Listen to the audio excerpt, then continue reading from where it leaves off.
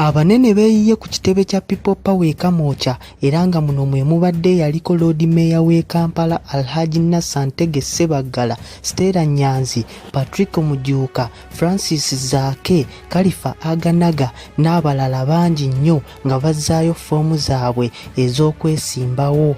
Kyagulanyi badde mugoberera omuso mulungi kyabadde nange ebyobufuzi nali nga nvuganya ku bwa mmeeya w'e Kampala yajja n'oluyimba olugamba nange wendi era sigenda yakola kinene nnyo mbadde mulaba ebbanga lyonna ng'ayiga okulaba ng'akulembera ate abadde yiga okulaba ng'ayamba banne ebifaananga ebyo so n'olwekyo nze ndowooza nti kubanga wavuddeyo obuuka afaana bw'atyo ensonga lwaki naali agadde okulaba nga mwegattako nga mpita mu ye atasobola okubanga nange teketafaali n'okuleeta abantu abalala bakulu lwali abantu abakulu beebuuza abantu abo banaasobola batya okukuuma ebintu byaffe kuba tiswali bayi muntu mukulu n'olwekyo era olwaliro njala nkubirize mwenna abantu abakulu abali eyo tujje twegatte tube nga tubanga si lwakuba nti ono muto naye tujje twegatte tulabe nga tufuna ebyo tulina okubanga tukolaki tubifuna wadde akyali mulenzi muto era njala mbayigirize abatamanyi histoire ya Uganda. Abubeka Mayanja yali minisita wa Uganda nga wa myaka 27. Milton Obote yatwala obukulembeze nga wa myaka 38. John Kakonge yava India nga 27 n'abaminisita naye bonna abantu abo nga bwe mbagambye bonna bakola ddala bulungi. So n'olwekyo tubalinamu essuubi tulowooza nti tuteeka history leka tubakomyewo naye basobola okuba nga bateeka ettafaali ku bbanga lyaffe Uganda. Bane mwebali nnyo mwebali.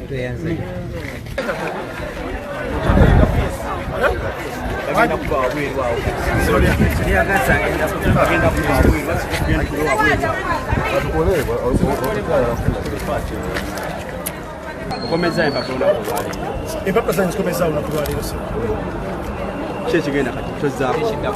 Kiddako ffe program yatandika dda. Actually program tutandise leero. Ne leero tuvudde mu program eyaffe gye tubaddeko okujja okulaba nti tukomyawo empapula olunaku lwaleero. Naye nga so ffe tukyagenda maaso n'okutalaaga ebyalo okutuuka ku bantu. Kubanga abantu tetugenda kuba rallies, kiba kitegeeza nti tulina kukola nju ku nju. Ate bwe tuba tukola nju ku nju, program obwo eba mpanvu. Mwandikubidde onoga nja kuba rally njikube mu Mulungu mulamba ngo kubeerumu ojja kuba wetaaga kutambula nju ku nju. Kati otambula nju ku nju okumalako ebyalo ebibiri si kyangu kubanga abantu buli omu alina ekibuuzo kyeyagala kikubuuza ate omuddemu.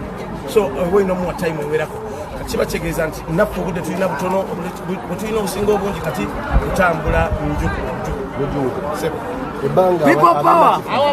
People power! Our power! People power! Our power! Yaman Patrick Mujuuka. Yaman. Nachi? Nalo. Tumuwagire Nachi? Nalo. People power! Our power! People power! Our power!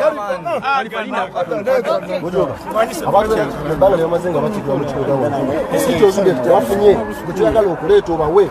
Bili abiri mu kubira mukaaga. Kimu kye batafunye kwe kukiikirirwa. Kubanga omuntu bwakutuma nti genda ondeetere ekintu n'otadda. Abatomuyambi obanga abatakiikiridde so kati bwe tubadde abaddeyo abadde bamutuma nga tatuusaayo bubaka ate ne bwajja eri tabutuuse. Kati abantu bambi nga bali awo bali mu kuyagga byazi bali nga batalina mubaka era abamu bakyogera nti ffe tulina mubaka tetukiikirirwa era lumu ffe twali tumanyi nti kati kiwedde bamugambye ddayo babuuze oba bakwatako oba tebakwatako.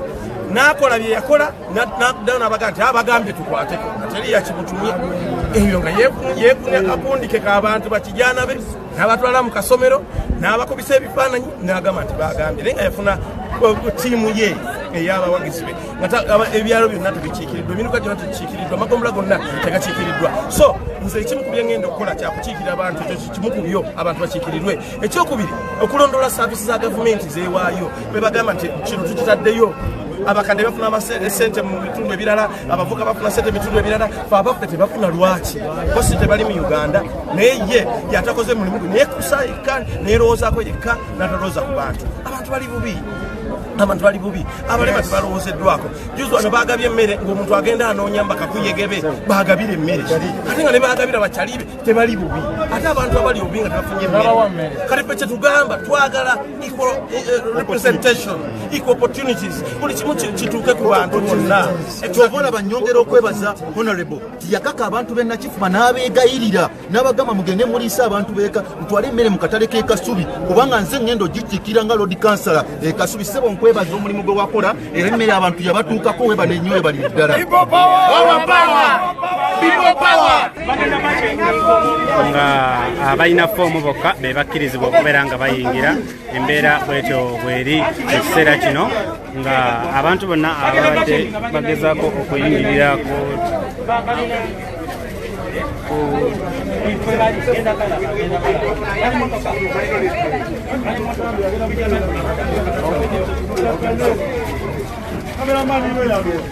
Cameraman yoyo. Oya yamba kero wa tekisori. Una form so ina form. Antu wa form itaoge.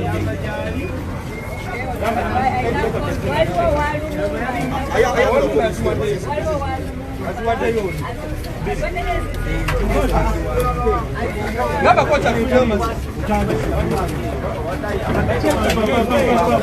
Yeye kampala jamu.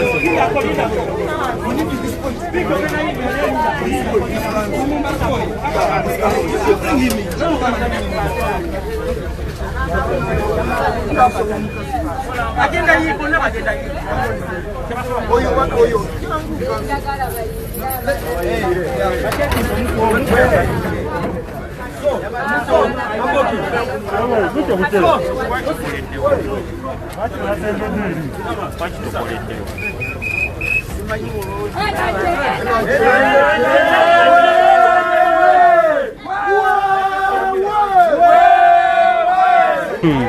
Bafani bangu balire kindeso ukomyawo mpapula zinajjayo okubeera ng'omubaka w'erubagasi era nga nzize olw'oluvannyuma okuwulira enjiri omanene yatandika nga njiri batandika 3 2 3 ne kati tuweze tuli bangi nange nenzija nesindewo erubaga sound kadi ya papopawa era empapula zange lwaliro kibadde kindeese nzikomyewo era nzikomezaawo ziri receive abalonzi bange mwenneyo gye muli bagamba ngenda kubeera ebaleko Kyagulanyi presidency 2021 singa people power endosinga omuntu omulala gwe netakwendosinga osobola okukiriziganya nakyo anti ekinyingiza mu kino kika eneringa family basalawo ne bagamba leero katulye lumonde leero katulye so kyekindeesiza empapula ng'omusajja akkiririza mu democracy nti nno abeesimbyewo sinzenzeka wabula n'abalala bakoze eki beesimbyewo kasobola owandoloole ate ne katwala kasobola okitegeeza so nange ng'omuntu nzize okukyalenjinga mu kana akalulu oba neesinga oba neesinga era kasookera wano mukaaga oyogera kikana akalulu ka scientific education electoral commission keyadaddewo keyagala nti kekaba kakolebwa nga tewaliko ba campaign ziraale obo bonna butiitiizi era bafaani bafeero gye muli kubategeeza nti obubonero obulaga nti abasajja bano batyadda oba batiitiizi nnyo olw'ensonga nti nno bati okulaba nti Bobi Wine akuŋŋaanyiza okuŋŋaanyaza abantu baki amawanga amalala galonze ne bubaawo wadde COVID-19 abaddewo naye ne babaawo bapulezidenti abapya wano balina butiitiizi nakutya nti omusajja oba namuleka n'agenda bantu agenda bayitirirako tweyanze kubuwakika ki bw'aba Uganda bakulaba essaawa zino obubaka bwempa bannayuganda era kwebeereramu 2021 buli omu yeesunga buli omu akwata endagamu buli omu yeesunge enkyukakyuka egenda okujja